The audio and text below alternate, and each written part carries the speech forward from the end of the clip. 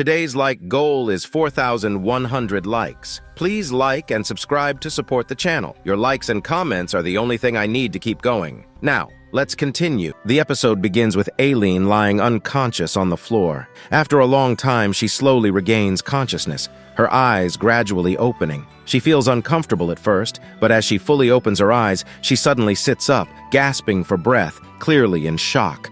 Aileen begins to breathe heavily, panic taking over as she screams in shock. She can't believe she's alive. As far as she remembers, she had a heart attack. Her grandfather and father had told her that if it happened again, her death was certain. How am I alive? She thinks, confused. Aileen checks her body, realizing she's indeed still alive. Her body feels a little different, stronger, and she notices that her mana has increased tenfold. Not only that, her heart isn't in pain anymore. Before, whenever she used mana, the pain would overwhelm her, but now she feels free to use it without any issues. This was incredibly shocking for Aileen. How did this happen? She wonders. She recalls fainting but can't remember anything after that. Aileen grabs her crystal ball, which acts like a CCTV camera, and records everything. As she checks the recordings, she sees how she fainted and, while falling unconscious, remembered Seo-jun. She watches as Seo-jun fed her his special honey jelly, which is what saved her life. Upon realizing this, Aileen is shocked,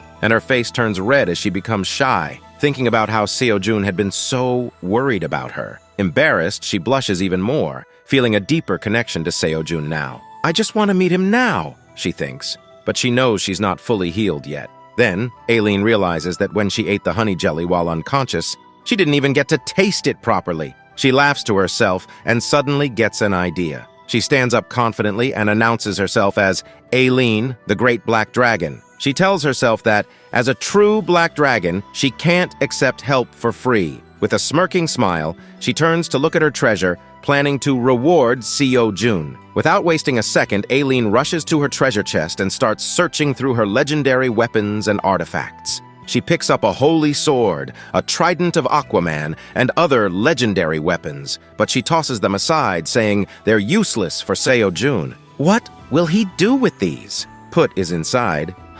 She asks herself, looking for something more fitting. Then Aileen spots a big black dragon statue. She pauses, thinking for a moment, before laughing loudly and saying, "This is it! Seo-jun will definitely love this gift." The scene shifts to Seo-jun, who is sleeping peacefully in his modern house, surrounded by Baby Bear, Black Rabbit, and other rabbits. Seo-jun was in such a deep sleep that saliva was dripping from his mouth. He was having a hot dream, where he was a plumber fixing someone's leaky pipes when suddenly, the system window wakes him up, notifying him that Aileen, the tower manager, is thanking him for saving her life. Seo-jun jolts awake, shouting, "Is Aileen okay?" His face shows his genuine worry, and after hearing the system's message, he feels relief wash over him. Aileen assures him that she's fine now, all thanks to him. Seo-jun takes a deep breath, relieved that his special honey jelly worked. He says, "Thank goodness!" However, Seo-jun then becomes sad and apologizes to Aileen, thinking that his jelly might have worsened her condition. He worries that the jelly somehow triggered her heart attack, but Aileen quickly clarifies that it wasn't his fault. She explains that she has had this heart condition for a long time, and her grandfather had warned her that every 10 years she would suffer from a heart attack. This recent heart attack was supposed to be the most dangerous yet, and her death was certain, but Seo-jun's honey jelly saved her. Hearing this, Seo-jun breathes a sigh of relief, feeling better knowing that he wasn't responsible for making her condition worse.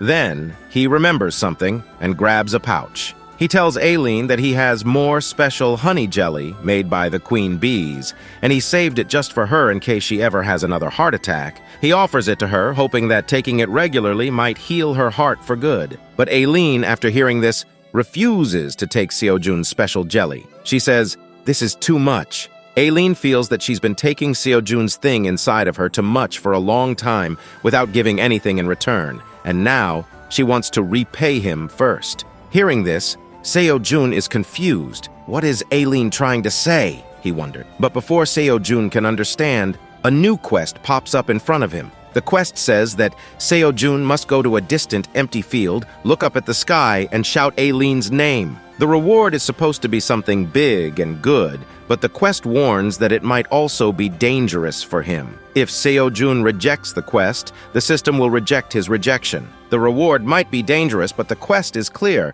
Seo-jun must stand in the field and shout Aileen's name. What kind of reward is good but dangerous? Seo-jun thinks, feeling a bit scared and confused. Aileen explains, "This is not the time to think much. Trust me, Seo-jun, just go to the field and shout my name." She assures him that nothing dangerous will happen if he follows her instructions. "I won't put your life in danger," she adds, trying to calm his fears. Still a bit skeptical, Seo-jun hesitates. But then Baby Bear steps in, confidently telling Seo-jun, "No need to be scared. I'm with you, and I know Aileen would never do anything to hurt you." Hearing this, Seo-jun finally decides to take the quest. Seo-jun, Baby Bear, the Black Warrior Rabbit, and 2 gray rabbits head to a faraway, empty field. Once there, Seo-jun takes a deep breath and shouts Aileen's name into the sky with all his might. His voice echoes far and wide, but after several moments, nothing happens. Seo-jun is left confused, thinking, "Did I do something wrong?" He starts scratching his head when suddenly the system notifies him that he has completed the quest. Seo-jun is surprised, but the system continues, revealing that he has acquired the legendary Black Dragon Fountain,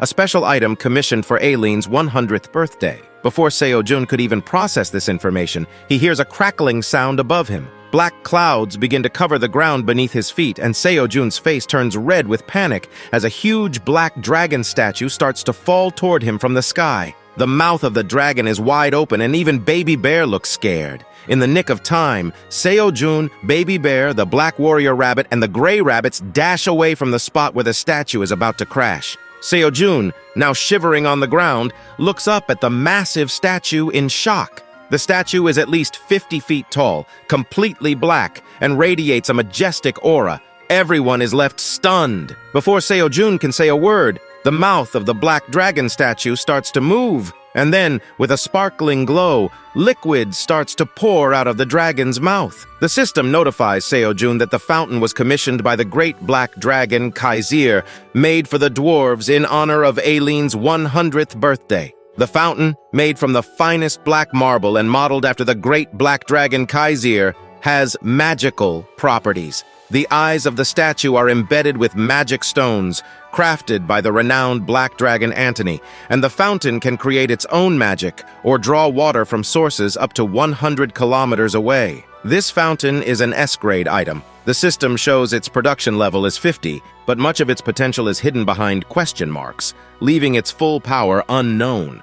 And then, as soon as he saw it, a magical, sparkling liquid came out of the mouth of the black dragon, and it instantly filled the entire fountain. Seo-jun and the monster pets were shocked. Seo-jun's face turned red, his mouth wide open in disbelief. He thought, "This isn't just a small fountain. This is a massive and thick reward." Seo-jun couldn't quite grasp what he was saying, but because he didn't want to offend Aileen, he just said, "This is a very big and good reward." Hearing this, Aileen became very happy, saying that with this, Seo-jun's time would be saved. He wouldn't have to go to the cave repeatedly to get water. Seo-jun realized Aileen was right. He had been wasting half his day just bringing water back and forth, and there wasn't even a good place to store it. Now, with the fountain, water would be available 24/7, and it would be a big help. Seo-jun thanked Aileen a lot for this gift. Then, Seo-jun asked Aileen about the question marks that were written in the status window of the fountain. She explained that even she didn't know what they meant,